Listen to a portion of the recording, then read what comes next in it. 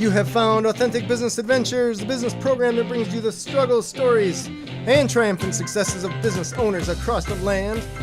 Past episodes of the Authentic Business Adventures program can be found on the podcast link at drawincustomers.com. We are coming to you from the Sun Prairie Community Radio Studios, underwritten by Bank of Sun Prairie.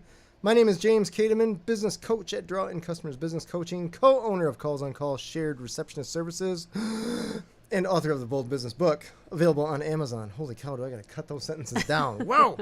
Today, we are welcoming / preparing to learn from Candy Phelps of Bizzy Bizzy. Candy, how are you doing today? I'm great. Thanks for having me. I am so glad that you are here. I got a million things to talk to you about.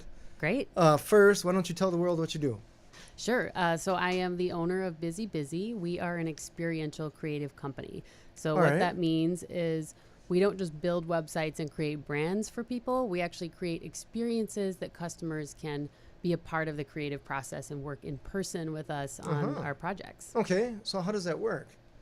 Well, so we bring clients into our office to work in person, and we bring our whole team on that same day. So we block off an entire day to work on their project, whether it's a website or a brand or whatever. And because we're working in person with our clients, we cut out literally hundreds of emails that normally are a part of the process of either building a website or doing really any kind of marketing. So we get to talk in real time with them. A lot of our customers are not as tech savvy as we are, so we can literally get on their computer and find files or help them, check their email accounts or get logged into different accounts. So we've designed a model that works.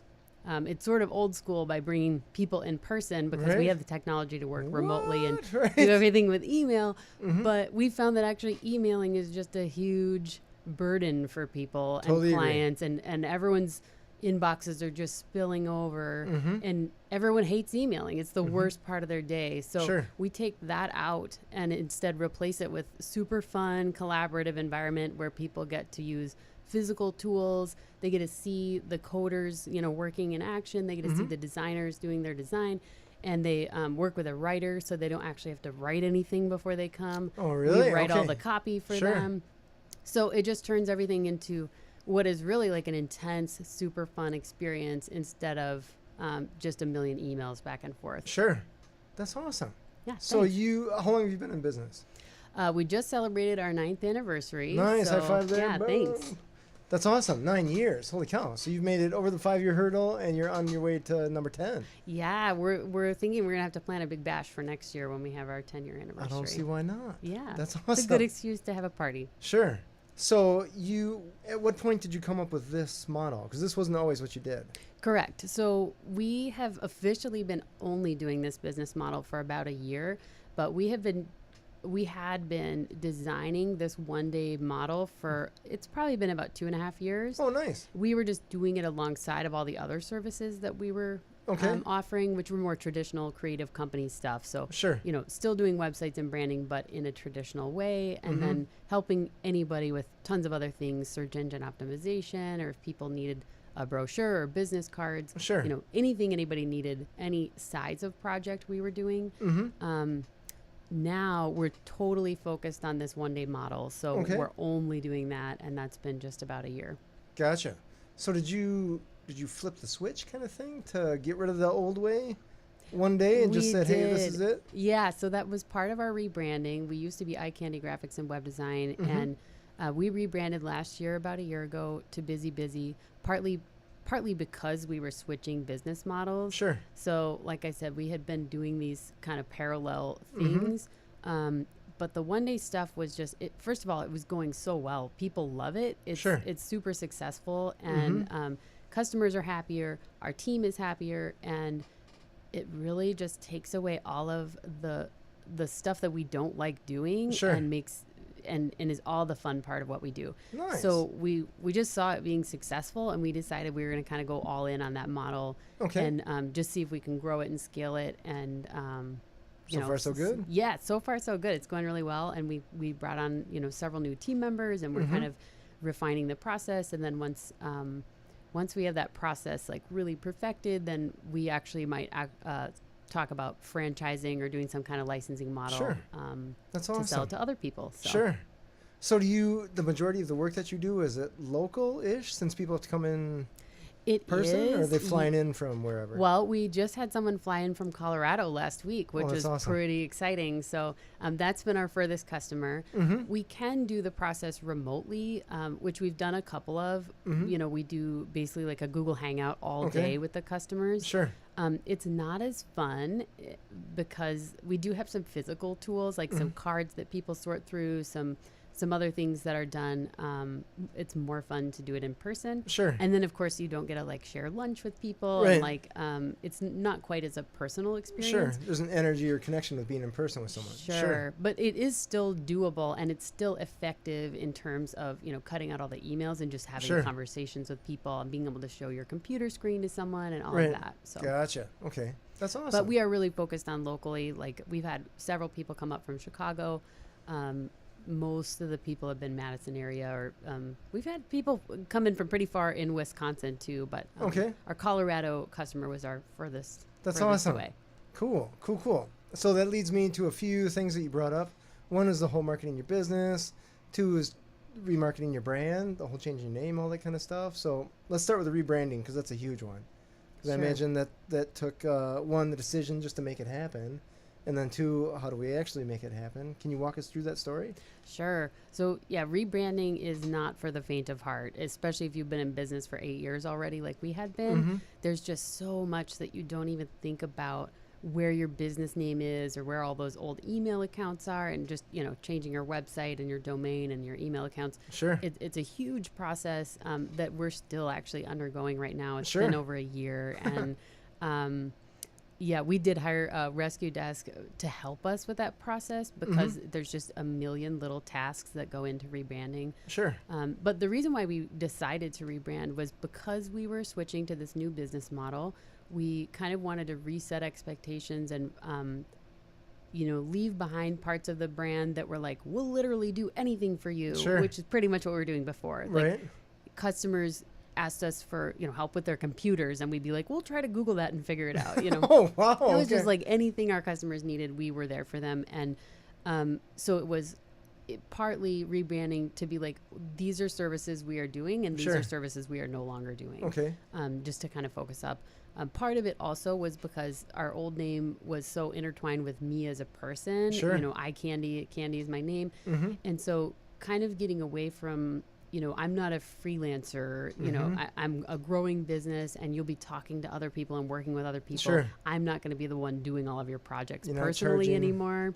Not charging peanuts an hour. Well, that too. Yeah, for sure. So it part of it was to kind of distance me as a person from being like the central part of the business.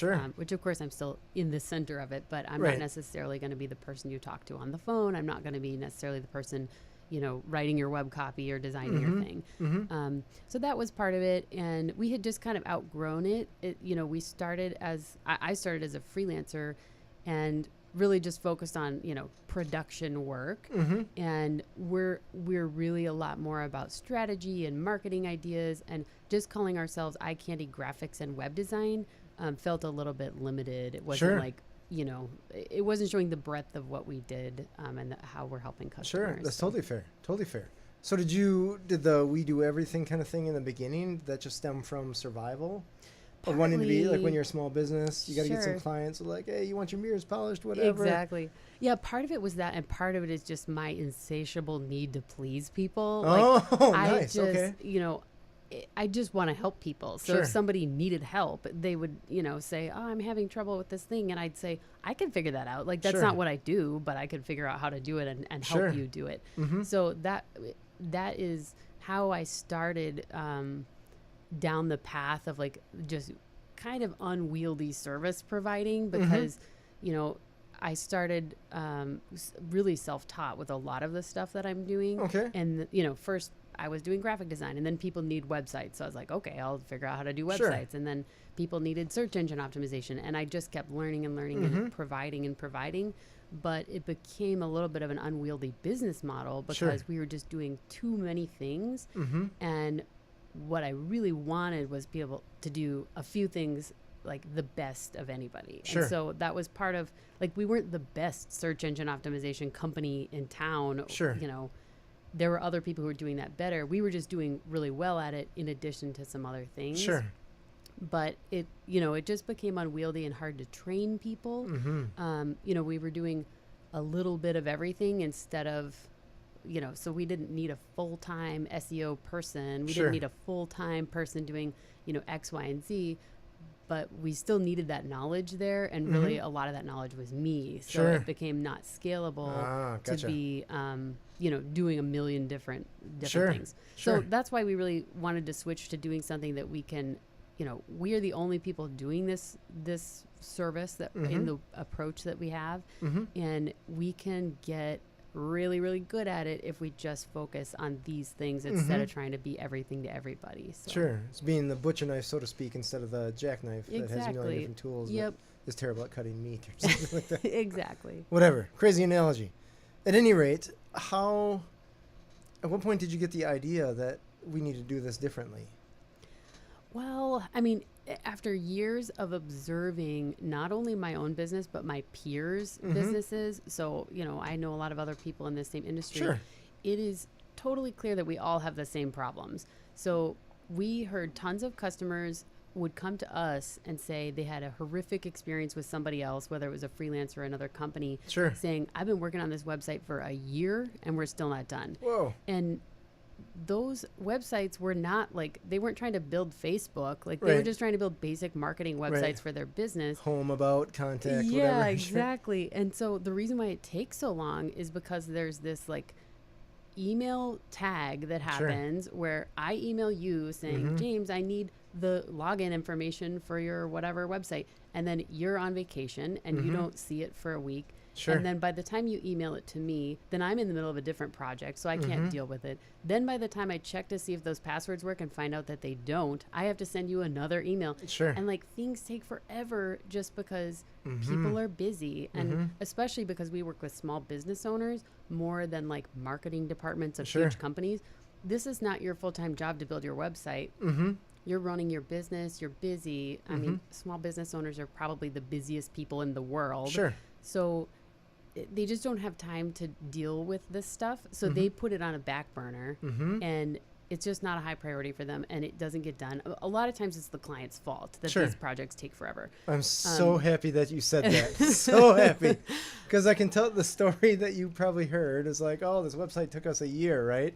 And then you're well, how fast did you actually return emails that were sent to you? Exactly. A lot of times it's the client's fault, but there's also this level of technical jargon that becomes a problem. Fair, totally fair. Because, I'm saying, email me your login for your domain registrar, and that person's brain explodes, and they're I don't even know what that is. I'm just going to put this email in the back burner. It makes them frustrated, and they're I don't want to deal with that. I feel the same way about my accounting, honestly. My accountant emails me saying, I need your blah, blah, blah, blah, blah, blah, blah, and I'm just ugh, I don't want to even look at that email right now. I have to Google 7 of those words right now. Exactly. So just the process of getting basic stuff from people, or if you have customers who don't, we literally have customers who don't know how to attach something to an email. So we say, send us the pictures of your, all the houses that you built. And then somebody's I have them. I don't know how to get them to you. They're trapped in this little white box. Exactly.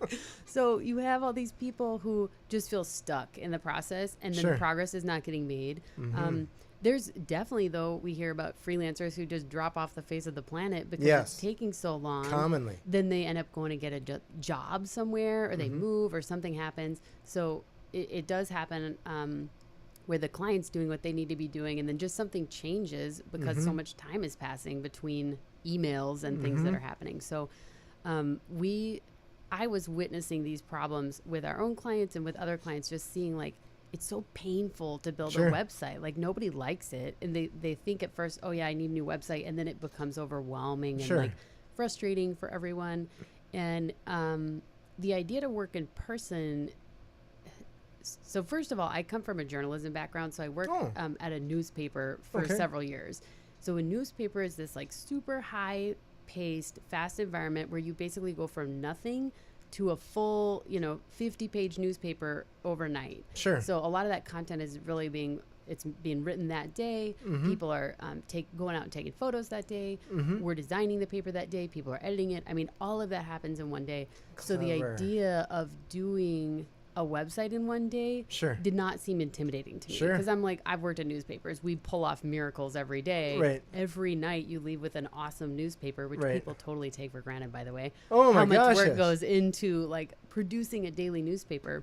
Yeah, I was back in the day when they used the wax. Yeah, exactly. Like doing the paste up and all of that. I was doing newsletters that were 2 or 3 pages with wax, and I was like, how do they do this in a big newspaper? Yeah, exactly. So, I mean, it's kind of a miracle, a daily newspaper. And huge. So working in that environment, I think, gave me a lot of ideas and inspired a lot of that concept of just like getting it done and like that you can do a lot of work with enough people who have specific skill sets. So that kind of collaborative, high-paced team environment, I think definitely comes from the newspaper side of my work experience. And then I'm just like a turbo extrovert, so I love working in person with people. I do not like emailing, and I just, anytime I could just sit in a room with a client and talk about their business was enjoyable for me. Every time I had to email back and forth with that same client, I felt like it was a pain. So just trying to figure out a way to work, stop with the emailing all back and forth and just try to do more in-person work was something I was always striving for. And then I would say the third inspiration is definitely like there is hackathons. That's definitely a thing in the industry where a bunch of people will get together, usually for a cause, work for a nonprofit or something, and just like crank out a bunch of work in one day. So that has already exists, and we're kind of pulling these ideas from those different things. But the model itself, our process is totally unique. We're writing this as we go. We're creating tools to make it better. And, I think it's inspired by all those things, but it's totally different than anything anyone else is doing. So. That's awesome. Thanks. That's a clever idea. As I'm talking to you, I'm like, holy cow, we got to steal this idea for Calls on Call. To do, like, just get a bunch of work done. Just one day, because the simple things like, how do you want us to answer your phone? People will take 4 days, 5 days to respond to that. Exactly. And we're supposed to actually answer their phone in a week. Exactly. We're like, we don't even know what you want us to say when we pick up the receiver. Like, not literally, but you know what I mean, right? Exactly, yeah. No, and I think this model is just, it's like so silly how basic it is. Like, stop trying to do everything with a project management tool and just talk to someone in real life. Like, it saves so much time. And I think on the customer's end, it basically turns something that is a huge burden for them into like a fun thing. Because people love talking about their businesses. People do not like typing things, So if you change it from saying, come on in, we'll interview you, have somebody else typing what they're saying about how they want to answer their phone. That becomes like a fun project for them instead of like I'll do it later. Like I don't have time to write 3 pages of potential things that someone might ask for on the phone. So I think the model it's almost like stupid easy to apply to a bunch of businesses. I'm actually talking, I think I'm going to be doing a presentation for the MABC, the Madison Area Business Consultants, to talk about this same thing, like how to just use parts of our ideas in your own business, no matter what it is, because everybody's just so reliant on technology. And I think like, using technology, in specific areas is can be helpful and time saving, but overusing technology has become just part of our daily business lives. Huge. And people, have hundreds of emails every day that they're expected to deal with. And it's like, life isn't about emailing. Like, there's too many emails going around. We need to like cut through that and try to get back to the real human connections. That is what makes being a business owner fun and makes what work fun, really. So yeah, totally agree. That's awesome. I was thinking, like, man, if you're building a house, I always hear about people getting stuck on what cabinets to pick and all that kind of stuff. Yeah, you could do something like that. This is so cool because you can do it for a million businesses. Exactly. Yeah, I feel like the concepts are already there, but people kind of forgot about them. Like, people are like, oh yeah, you could just call on the phone instead of emailing, or you could just meet in person. So it's very basic stuff. The other thing that we focus a lot on with what we're doing is we call it experiential design. So we're not just delivering a website as the outcome. We're actually designing the whole experience to be something that customers really enjoy. So part of that is just, using 5 senses to help them have a more memorable experience and a more enjoyable experience. So we buy them lunch. That's just one thing that's a part of our day. 5 cents is for your client. Yes. Gotcha. Okay. I was going to ask you, how'd you get taste through a website, but okay. Well, yeah, exactly. So when our clients come in, we, provide yummy snacks for them, and we literally put like aromatherapy on so it smells more like a massage studio than it does like, a stressful web day or whatever. We have a lot of little things like physical tools that we use that are things you could totally do digitally. Sure. But people love having like a physical deck of cards they get to sort through to pick their core values instead of having to just think of those on their own. Sure. Or instead of like looking at a list on a computer. Everybody feels those core values, the cards, and they sort through them and they feel them in their hands and they say, you should sell these. This is fun. Like everybody just loves it. And it's taking, almost a backwards approach to everything that's turning digital and being like, what do people actually enjoy in life? And almost looking at it like, what do kids like doing? And thinking about physical interactions with things. And so, yeah, we're trying to kind of design 5 sensory experiences. And I think a lot of people can do that with their businesses, where they think about, if you bring a client into your environment, you can control their environment and, design an experience that will be more memorable than if you're just sending them emails all day. Right. So then when they think about, who designed my website 7 years ago, they will remember you instead of, I don't even remember who my accountant is. I literally I couldn't tell you my accountant's like actual business name because awesome. Every time I go to email them, I'm like, wait, who are they again? You have to look up like I've been working with them for like 2 years, so, but it's like, it's just not memorable to me. It's like a generic business name, the guy's name is Matt. I know that, but I have like 50 different Matts in my email. And so it's just not a memorable You got to work business. With this guy. Yeah. Say, look, Matt, man, I don't even know who you are. My loyalty is not there because I literally couldn't even refer them to someone because I don't remember their business name. And it's just like, it's call Matt. It's just a pain for me to do my accounting stuff. But if I went to their office and they served me cookies and they served me like a delicious sparkling water and it smelled nice and they just did all the work for me, I'd be like, great, I'll do this all day, So that's what we're trying to do. And I think accountants, anybody could do this for their customers. Just treating them and kind of pampering them and making an experience that's more enjoyable than just making them do a lot of work. I have to apologize because when you said experience, I assumed it was more for the customers of your clients, but it's really for your clients directly. Yep. That's fantastic. Yeah. Genius, pure genius, Candy. Thank you. Oh my gosh, Thank you you very enlightened much. me. I love this. So what? 50 different directions here. What? I just found the Holy Grail, and she's in my studio, and not my studio, studio.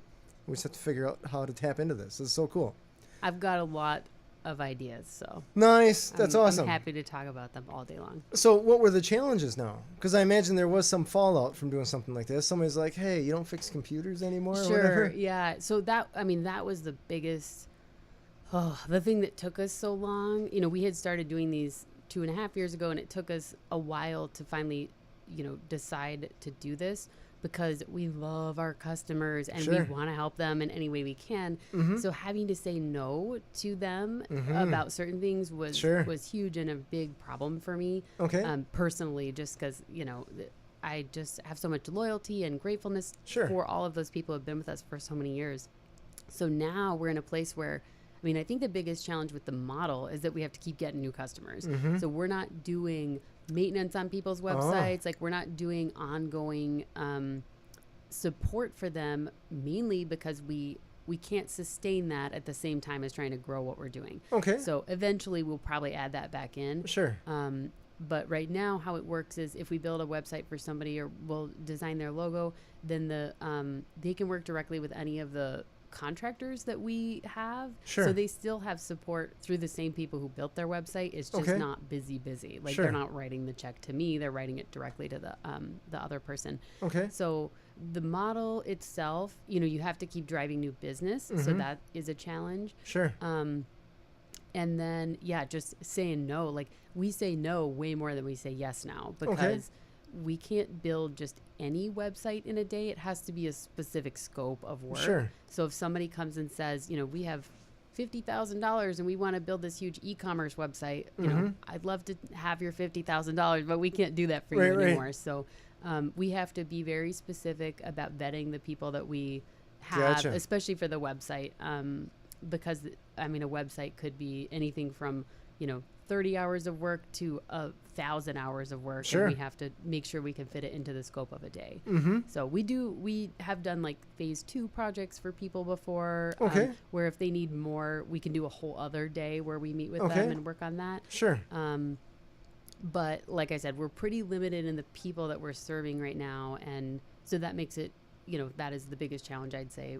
Just trying to find all those people who need what we have, and having to say no to all the people that we're not able to work with right now. Do you ever get people that say, I don't have a full day, I just need a website kind of thing? Or any people that throw you a challenge for, like, can you just do 2 half days or something like that? I mean, we definitely have people who will say, well, I'm sure what I need is, like, we'll say, like, I don't think I need what you're selling because it sounds too expensive for what I need. So that's for sure something we've heard. A lot of people think, oh, one-day website sounds like a cheap thing. Like, it sounds easy and quick, but it's not. Like, this is, we usually have 4 or 5 people on our team working the entire day on your project, which is the exact same as having those 40 hours spread out over 3 months, which is what somebody else would be charging you for the same site. Right. But so we do have people who like don't fully understand what they're getting, and they think, I don't need something that robust or that expensive. Sure. But really, those are usually not our clients. Like if they just don't have the budget for it, we totally understand. Right. But we also understand that if we try to be like, we'll just give you one of the people and we'll see what we can do in a day with just one designer or whatever, we know the outcome would be not up to our standards. Sure. Like, we could build you something with one person or with 2 people, but it just won't be good. And we have distilled down what we know every small business owner needs. So we're not cutting corners. We know we're including all the important stuff about search engine optimization and like client usability. We train people while they're there so they can update the sites themselves. Like we're doing all these things that we know are super important for people. We're not doing all the things that are kind of like extra or super hard features like e-commerce or things like that. Sure. But what we're doing is like a super high quality website in a very condensed amount of time. Sure. But we don't want to do anything less than that, basically, because we know what people need, even when they don't know what they need. Sure. In fact, most people don't know what they need in a website. Totally fair. And so we do get people who ask for less or ask for more. And usually we just say, like, here's some other people who might be able to help you because here's what those people do. Sure. It's just not in the realm of what we're doing right now. Okay. So let's just say you mentioned the e-commerce thing where that's not in the game plan. So do you just say, hey, we can build the base website and then send you to one of the contractors for e-commerce or something like that? We could do that. Yeah, we definitely can do that because we always build the website to be scalable. Okay. So, if you decide to add e-commerce later, you don't need to start over. Sure. You can just add it on to what we're building. So we always focus on scalability when we build these because we're building what we call, starting marketing sites for people. Sure. So there's not a ton of, you don't have membership functionality or like online payments or shopping carts, but you definitely could. And at that point you could hire one of the contractors. If somebody has a really specific need, like literally if someone came to me and said, I'm starting an online sporting goods store and I have 1,000 products, we just wouldn't even we would just refer them to somebody because we know somebody else would be able to serve them better, right away instead of doing like a phase 1 and then a phase 2. Sure. So we just try to be really honest with people about what we are able to provide and make sure that what they need and what we can provide is matching because, there's, like I said, there's more people we're saying no to than we're saying yes to right now. That's fair. So. That's fair. So what do you find works in regards to the marketing to bring people in since you have to do that essentially constantly to keep the funnel filled? Yeah. Well, we're just now kind of experimenting with some actual marketing because up until this point, I mean, we haven't needed to do any marketing. Like really? That's awesome. We have really good search engine optimization because that's what I do and I know how to do that. So we get a lot of leads through that. The best the best thing for us has just been customer referrals, though. Okay. So our existing customers have actually been customers for this new service. Maybe people we designed websites for 7 or 8 years ago want to refresh. And then those people just telling other people. Sure. And the more people who get this done, like this just keeps expanding because it's so different and so enjoyable and like successful for people that they just keep telling other people. So the woman from Colorado was just, it was a different company that we had worked with, met her at a conference, and they were talking about websites, and they said, you have to hire these people. So she literally, paid however much money for a plane ticket to come in for one day and work with us, because our customers were such like big fans of what we're doing. That's that huge. It convinced a total stranger to fly to Wisconsin to work with some other total strangers. Right. So I think that's the benefit of this model, is like, we build such strong relationships with the people because we're working together, we're eating together, we're laughing together. We get to know them really well, and they get to know us really well, which is something that is missing from a lot of business transactions when you're like just doing email all day long. So there's just so much more camaraderie and like trust building and strong relationships that come from the process that end up helping you marketing wise later down the road. So that's one benefit. We have started, dabbling in a little bit of digital marketing and seeing like, do Facebook ads work? But what's interesting about having kind of a locally based service is that there's not, like, it's hard to target that few of people who are like extremely business owners in, know, the Wisconsin area who need a website. That's a very small slice of the population. It's interesting you mentioned that, because I stopped doing Facebook ads because the target that I was going after, from their point of view, they said it was too small. So they wouldn't let you even place the ad. Right. And I thought, well, what is the point of social media advertising if I can't target exactly down, like target specifically? I know we have the same problem, and you start seeing your ads, like the frequencies at like 10, and people, you do not want to annoy people with showing your ad on Facebook 10 times. So I don't know that that's going to be a great option for us. But it's interesting because we've never had to market our business ever, really. We do a little bit of stuff in the community, and seeing people at networking events and things like that, but really we've just been really fortunate in being able to get referrals from past customers and then get a lot of leads from having good search engine optimization. So you mentioned networking. Is that you mostly as the sales force, so to speak, or do you have other we employees? Actually had I'm putting in quotes, salesperson. She has her own business, and actually she is technically a competitor. We do a lot of working with our competitors around here because I think that's awesome. But yeah, she actually has a web design business, Melody Patterson. Her business is Homepage Construction Company, and she's somebody we'd worked with for years. She's awesome, and we had her kind of going out to networking events kind of for her business and for our business. Because what she can do for our customers is help them with those ongoing maintenance projects. So we just like referring people to her right and left when they need help after we're done with the one-day websites. And for two, she can handle whatever projects that don't fit into the scope. So it's kind of like, okay, if you want this, here's this business card. But if that doesn't work, here's this other business card. So she actually stopped doing that, but she was doing that for, I don't know, probably a year for us. She was going out to different events, and but she's getting too busy. So we should send her a bunch of business. I know. A bunch of residual business. I know. I actually thought that. I was like, I didn't think that through very well, did I? You built her business for her. Exactly. That's awesome. No, I'm happy to send her customers because she's awesome. So she's getting too busy. And so I'm going to be probably back out doing more of the networking personally, at least for a little while. But yeah, it's hard making the time. Like, I want to go to everything, and there's so many awesome events in town. There's tons. And I look at the calendar, and I just keep being like, nope, I don't have time for that.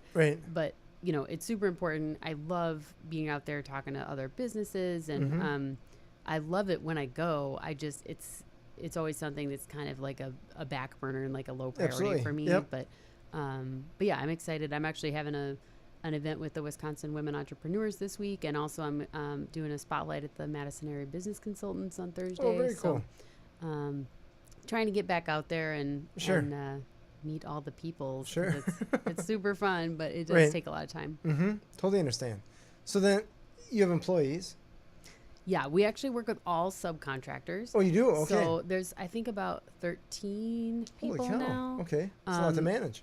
It is, but this model of working with subcontractors is on-demand work. They basically come in for the day, do their work, and leave. And so it's, I think it's actually like a win-win for everybody. They love it because they get to just come in and do the work and do the fun part, and they don't do any project management. You know, it's like come in, get like lunch and breakfast, and work with a bunch of team. A lot of the people are freelancers, so they're like solopreneurs. Okay. And they don't get a chance to work with on a team very often. What are these so other it's like, people? Yeah, it's like a fun thing to mix up their lives. Then they also like it because we can send them the extra work later. You know, and so that works out really well. For us, it works out well because at least until we're doing like 3 or 4 of these a week, we can't really sustain full-time employees. Yeah. And honestly, because here's the thing, we don't want one full-time graphic designer doing 3 of these a week because your brain would explode. Oh, like, my God, yeah. It's pretty intense, and you don't want to do that all week long. You couldn't do that all week long. Your brain would explode, and you'd be like super burnt out. Right. So what we do instead is we have, you know, multiple web designers and multiple writers who we can, you know, pick from depending on what the client is. You know, if there's somebody who's like a healthcare client, I'm like, okay, I know this person's going to do a good job because they know a lot more about healthcare IT because they did those other 3 websites. So having like 12 or 13 people allows us more flexibility with scheduling. It allows us more flexibility with like matching the right client with the right person. And then it just, it's awesome because we have all these awesome people we get to work with and like bring in specific expertise. And then, but I'm like not running a 12 employee business right now. It's a little bit less on the administrative end as far as I'm concerned. So it's a good model. It's working really well for us right now. And I think, you know, they love it because most of these people don't want to be employees like that I'm working with. They like being freelancers and having their own schedules and being able to like, whatever, go to Europe for 2 months if they want. But then when they're back, they come in for one day and, you know, make a good chunk of money doing one project and then they're done. So yeah, it works out well. Very cool. Very cool. So let's downshift into the building thing because we had an office. It had a little fire problem. Yeah. And this happened in the middle or somewhere in relation to the rebranding thing going on? Yeah. So we were kind of mid-rebrand when it happened. And actually, it happened 3 days before I gave birth, which was like that's awesome. Probably the most stressful week of my life. So yeah, it happened on a Sunday in February. I guess it was probably February 25th. And so it was in the building the Chocolatarian was in. And luckily, you know, it was in the middle of the 4 o'clock in the morning or something. Nobody was in the building. So everyone was super grateful that nobody got hurt. It was a really old building. I believe it was an electrical fire. And so it just really upended what we're doing because we have to have an office, obviously, for what we're doing. We're bringing people in. And it was right before I had a baby. So it just like I was literally in the labor and delivery room on the phone with my insurance company, just having to deal with all of that. Like right when I was having a baby was just like, this is not what I need right now. No. But so the building it's actually back open on half the side. They're still renovating the side that was like charred to a crisp, which was the Chocolatarian and everything above that. Our office was on the side that was mainly smoke damage. So we did lose a ton of stuff, mostly electronics and I don't know, all the paper things, like anything that was fibrous, like you just can't clean that stuff. We did manage to salvage a lot of our furniture though, so that was good. So we moved up the street. We're right next to Stalzy's right now. That's on Atwood? Yep, still on Atwood. And then we are hoping to move back to our old office at some point, but it's just a matter of like there's no internet there right now. So I've been on the phone with Charter like a million times trying to get internet to the building because they had to slice all the wires when they were putting out the fire. So there's just a lot of logistical things. But we hope to be moving back to our office in the next month or 2. And then, we love that building. We love the location. Our landlords are super nice. Our landlords are also super nice at our current building. It's just a tiny bit too small for us. Like on some of the days, if we have multiple clients in the room, we'll have like 10 people working in a pretty small area, so Sure. it's a little bit tight quarters over there. Gotcha. So yeah, we're hoping to move back in, and I know Insight Counseling is back over there. Yep. Dirigible Studio is back. I think they're actually moving in today. Okay. So a few people are kind of trickling back in. Sure. I don't know what's happening with the Vault or the Chocolatiering space because I think those are both empty and neither of them are coming back as far as I know. Interesting. This is all rumor and hearsay, so Sure. don't quote me on that. But Right. I'm pretty sure they're going to need to fill those spots. And yeah, they're awesome location, awesome landlords. I highly recommend contacting them if you're interested. Nice. Sure. I would kill for the Vault space, but it's huge. And Sure. yeah, I think it's like 3,500 square feet. So It's decent size. All right. Yeah. Decent size. Yeah. Cool. So let's go into the whole businessy, the nitty gritty, I guess, the back end stuff. Sure. You started your business. What made you decide to start your own business? Well, I feel like my story's like, I feel like I've heard it a million times. It's not all that interesting. I was super We hear them all the unhappy. time here, so that's good. I was super unhappy with my job. Sure. I was working at a magazine publishing company and just like, just did not agree with the values of the people who own the company. It was, Sure. I was pretty miserable, but it was 2008 and there were no jobs. Like I was looking for jobs like constantly and there just weren't any. Nobody was hiring. Sure. And it was also kind of at the crumble of like newspaper industry. Like people sure. just stopped subscribing to newspapers. And so the whole industry pretty much seemed like a sinking ship at that point. Okay. So I was just thinking, okay, what else can I do here? Because I'm just kind of like running into a brick wall, like looking for similar jobs. Sure. So it was really out of desperation, honestly. Like I didn't have big dreams of like being an entrepreneur. This Sure. was like, I didn't even know the term entrepreneur or freelancer. Like, Oh, really? it was really outside of the realm of what I was aware of, which Okay. seems kind of funny because actually my parents are restaurant owners. So I've been around So you're aware. entrepreneurs my entire life. Okay. But I knew growing up, like I did not want to run a restaurant. Like it's hard work, and my parents, they had to work every weekend and at nights and whatever. So both my sisters and I were all like, "Go ahead, mom and dad. Like you guys run the restaurant. We're going to college. We're going to get corporate Sure. jobs and like work our way up to like some swing, super easy office job where we Sure. don't have to like slave away on a fryer all day." Right. So I was I have entrepreneurial blood in my system. It wasn't what my goal was when I was in college and I was like, how can I change the world? I'm going to work for newspapers. But yeah, so out of sort of desperation, I was just like miserable at my job. I was like, I am pretty sure I could make at least $600 a month just making like business cards for people or Sure. making brochures. And I just felt like I wanted to try it, and I had so I basically saved up enough money for a year that if I didn't make any money for a whole year, I could at least make my rent payment and I could at least pay nice. my bills. I had Okay. very few bills. I was like really good at living Sure. on poverty level wages. So so yeah, for me it was like a planning thing. I was super fortunate that I was my now husband had a real job in quotes. So we actually, it's sort of funny and unromantic. We actually timed my business I started my business the same day we got married at the courthouse in Waukegan. That's awesome. Because I wanted to get on his health insurance. And that for him, he's like a really low risk type of person. And Sure. I'm like really, I have a lot more tolerance for risk. Sure. So I would have quit my job a long time ago, but he was the one who was kind of like, let's wait. Like, why don't you save up some money and you Sure. can, health insurance. And I was just like, I don't need health insurance. Sure. Like, I'm going to quit my job. But luckily for him, he's like a smart individual and keep me reined in on some of my crazy ideas. So we basically timed that. So I had saved up a bunch of money and just started, just hitting the streets, like, doing guerrilla marketing, like putting flyers on people's like cars and, Oh, nice.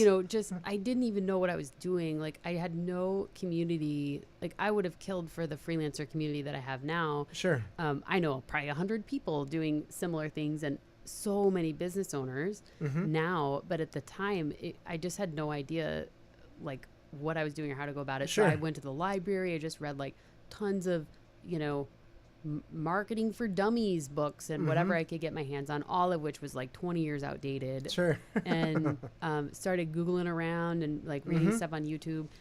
That's part of the reason why I was able to teach myself search engine optimization, because I leaned so heavily on Googling stuff as I started my business that I realized like the value of providing information for people is like so huge. And if I ever learned anything, I would write a blog article about it because I was like, oh, I want to help everyone learn the thing that I just learned. So then I would like blog about it. And so I sort of accidentally stumbled into being like really good at search engine optimization just because I was like so familiar with Googling your problems and like solving your own problems. But yeah, it wasn't until I was like pretty well into the freelancing that I realized like this is who I am. Like it became very clear that this is, you know, it solved so many problems in my life that I had had at work, just feeling like kind of restrained. Like I'm somebody who has tons of ideas, and, you know, being in a workplace where someone was like, no, we're not doing anything. You know, we're doing things the way we've always done them because this is how we've done them. And just being able to like, be like, okay, I have an idea. I'm going to try that idea. I'm going to do that thing and, you know, fail and solve your problems and do all of that was super addicting to me. Now I'm like famous in my friend group for, first of all, I have a million business ideas and I've like I have to stop myself from starting new businesses. That's like something I'm like only allowed to have 2 businesses at one time right now. So is that your rule or your husband's rule? It's my husband's rule. Okay, sure. Yeah, I've started a few things that then I was like, I can't maintain this. So yeah, no more than 2 businesses. Totally get that. I know. I can tell that you're also in that vein of like ideas just coming out of your ears. Oh my gosh, like, every you can't day. stop them. Yeah. It's just like putting a bottle cap on Niagara Falls. I like know. These are going to keep coming. I know. Just endless. One of the best tips that anybody ever gave me was just like to capture those ideas somewhere that you feel like you don't have to think about them all day long. So now I have a project management system that literally has, I bet I have at least 60 business ideas in there that's like, okay, they're there for some day when I have time. I'm going to make all those businesses happen. Yep.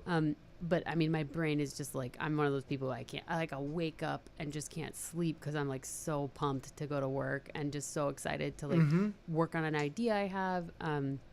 So yeah, it's like totally addicting. I try to convince everyone to quit their jobs and start their own businesses all the time. That's awesome. I know it's not right for everybody, but I can't help it because I love it so much. Like there's no way I'm pretty unemployable at this point. Like there is no way I could go back working for somebody else. Like I love it. And just tell them they're doing it wrong. Oh yeah. Gosh, and what are you doing? I would have a really hard time with like not being in charge for sure. Like not being able to be in control of my destiny and be able to just kind of like, just forge ahead with ideas without checking with 20 other people. Right. So yeah, I love it. And I recommend it definitely for certain types of personalities. It's such an awesome life, but not for the faint of heart and not for everybody for sure. No. So at what point did you realize like, hey, this is actually a viable thing? I'm making more than $600 a month. Well, I made so little money the first year. It's ridiculous. Like, there was like a number of reasons, but partly I just, I had no idea what I was doing, and partly because I was learning on the job. Sure. So I didn't quit my job from a creative agency and start my own creative agency. I quit my job in journalism and started, freelancing, totally unrelated. So I feel like that's a big thing. I want to help other people understand if they're thinking about starting a business, is like calculating the leverage that you have when you're going into it. There's lots of different kinds of leverage, but do you already have a contact list of clients? Do you already have the skills to do the things you're doing? Like, do you have a business model to basically copy from somewhere you were just working at? Do you have money saved up, so you can invest in your business and invest in your marketing and all of that? So I don't feel like I smartly did any of those things. Like I learned on the job and learned everything the hard way pretty much. I'm right there with you. But probably after a year of at least being like financially solvent, you know, it's funny how like how low the bar was for me to celebrate when that first year when it's like, woohoo, I made $40. Right. Like I would be like popping open the champagne being like, I got a new customer today. And now, the level of business that we're doing is so much higher that it's like sort of laughable. But I was just, I was in a good place. Like I'm super fortunate and privileged to have been like, with a partner who had an income, to have health insurance. And then just to have had like, there was several family and friends. Like my older sister had her own business nice. In Oregon. She was like one of my first customers. And honestly, like I'll be forever grateful for letting her letting me do crappy work for her. Like, Nice. you know, my first rounds of design and brochures and websites and stuff were I was learning, so they weren't that great, but she loved them anyway and kept hiring me because she didn't know any better. So she was like, that's great. It's like the macaroni pictures from your kid, right? Yeah, this is us. Put them on the fridge. Exactly. And now, but I mean, the good news is for her also, she's come along with us with our business, and like we've evolved together. Sure. And so I feel like we've really helped her business, and she's really helped our business. So it's been an awesome symbiotic relationship. But I do feel like those early customers were, we were barely charging anything. Sure. But the quality of work we were doing was, not the greatest. So sure. it's kind of embarrassing to look at old projects sometimes. At the time, it probably didn't seem that bad, right? No, at the time, I was like this is the best thing I've ever done. And I was working like 1 million hours, on one brochure that I'd make like $2 an hour for. But I'd be like, working endlessly. So anyway, I learned the hard way. But I was able to survive for a year, and I just kept making more and more money and getting more and more clients, like very slowly. Like it was very sad. I think the first year I was in business, I made like $7,000. Sure. Like, I mean, it was sad, but it was like, hey, I didn't make no money. Like I was getting clients and I could see it progressing.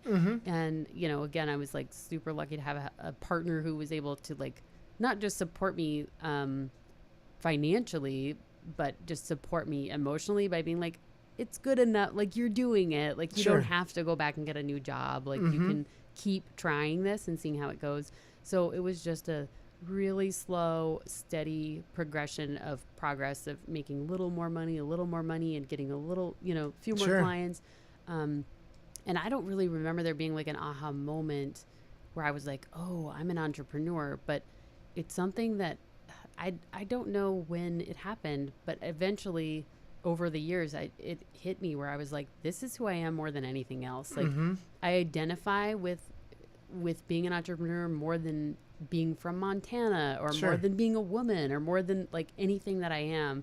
It's like, if you describe the type of person who's an entrepreneur, like you are describing me, like it's in the dictionary, like who I am. See candy. Yeah. And when I meet other entrepreneurs who are like true entrepreneurs, it's like, you just can't stop the magic from, when it happens, when you meet somebody who's like similar minded and you're just like starting new businesses over a cup of coffee and you're That's like, how Calls on Call started. Yeah. Yeah. It's awesome. So yeah, I love it. And I think everyone should be a business owner. That's everyone. Maybe not everybody. We need employees. If anybody has a problem, I'm like, you know what? You need to quit your job and start your own business. And I'm like, let's have lunch. I'll come up with a business idea for you. Sure. Nice. I got one of these 60, just run with it. Oh yeah. I'm really good at like designing a business around whatever skill set somebody has. Sure. What is your favorite thing about owning your own business? It's just all the things. Like I love feeling like I, helping people. Sure. I guess when I worked at other newspapers or magazines or whatever, I was very far removed from the customers. Okay. So I never felt like, the direct impact of me editing a newspaper was like affecting someone's individual life. Sure. That's fair. So for what we do, I love, we get to work with other small business owners. So I love being able to help them grow their businesses. Because one of the things that I love about my life is just feeling like I'm in control and I get to like design whatever I want into my world. And I think, you don't get to do that at other jobs. Like, no, you just have to show up at the time they tell you to. You have to wear the clothes they tell you to do. You have to do the tasks they tell you to do. And so I just think as far as like a happiness quotient, there's just so much more with being an entrepreneur that allows you to like pick the things that you want in the world that make you happy and like throw out the rest. And so not only do I love that for myself, but I love getting to work with other people who get to do that as well. So it's like a double fun entrepreneur smorgasbord. That's awesome. I totally get that. I can tell you from like my wife is not an entrepreneur, totally doesn't understand the mindset because she likes the security of the day-to-day, tell me what to do, go there. Oh, yeah. Give me my bi-weekly paycheck, my little vacation, whatever. It's funny because I almost forget that like that's a possible mindset because I'm just so entrenched in my own mindset that I totally forget, and I'm always like prescribing entrepreneurship to people who shouldn't be, right? Taking it. But yeah, that's totally valid. And, you do have to have a sense of like risk tolerance. You have to be okay with like, you have to have a certain amount of personal drive for one. Like you're not going to be a good business owner. You're not going to be successful if you can't motivate yourself every single day. Right. Huge one. So yeah, I think not everyone is cut out for it. And just, that stability of having a paycheck and the stability of having like a predictable life. Because I think that's another thing that I sort of thrive on, the roller coaster of like, no 2 days in this 9 years has been the same. Like literally there has never been 2 similar days. So I love that it's like every day is like a new adventure. But some people would totally hate that. And some people just like being able to go to their office and know what's coming at them that day and know what, how the day's going to end up and being able to kind of predict a little bit more. Yeah. I always tell people nobody gets excited to stand in line for a flat roller coaster. Right. Exactly. But it turns out in life there's quite a few people that are just happy being on the flat roller coaster, just like on the airport on one of those transporters. The tram there. This is my dream. Yeah, it's going super slow, but just a little faster than the people walking. Right. Them. That's awesome. So Candy with Bizzy Bizzy. Bizzy is Bizzy. Correct. Yep. Bizzy Bizzy. And then how about a website? It's www.busybusycreative.com. BusyBusyCreative.com. That's awesome. So if you were to give one piece of super quick advice for people that were considering starting a business outside of everybody do it. Don't everybody do it. Just the smart, nice, kind, risk-tolerant people. Sure. Well, okay. A piece of advice, I guess, would just be, plan ahead. I think that's huge. The best. Like plan period. So I'm a very action oriented person and I get an idea and I'm just like starting to work on it. But I think that's not a good way to do it. I think if you take some time before you, quit your job, before you, burn the place down. Sure. Figuratively. Don't burn any place down. But make sure that you have a plan in place. Sure. And save up some money so that you're not super financially stressed. I think those, that would be the thing that I would tell people the most. That's awesome. That's good advice. Plan. I love it. Candy, thanks for stopping by here. Thanks for having me. It was really fun. A blast. Yeah. Oh my goodness gracious. This has been Authentic Business Adventures, the business program that brings you the struggles, stories, and triumphant successes of business owners across the land. Coming to you from the Sun Prairie Community Studios, underwritten by Bank of Sun Prairie. My name is James Kademan, business coach at Draw In Customers Business Coaching, co-owner of Calls on Call, and author of the Bold Business Book, available on Amazon. We'd like to thank you, our wonderful listeners, and our guest, Candy Phelps of Bizzy Bizzy. This has been so awesome. You taught me so much. I am changing my entire onboarding model after listening to this. Awesome. Woot woot. Find us airing on 103.5 Wednesdays at 1 p.m. as well as Sundays at 2 p.m. and on sunprairiemediacenter.com. You guys are awesome. Thanks for listening. Past episodes can be found morning, noon, and night at the podcast link on drawincustomers.com. Thank you for listening. We will see you next week. I want you to stay awesome. And if you do nothing else but eat, sleep, and breathe, I want you to enjoy your business.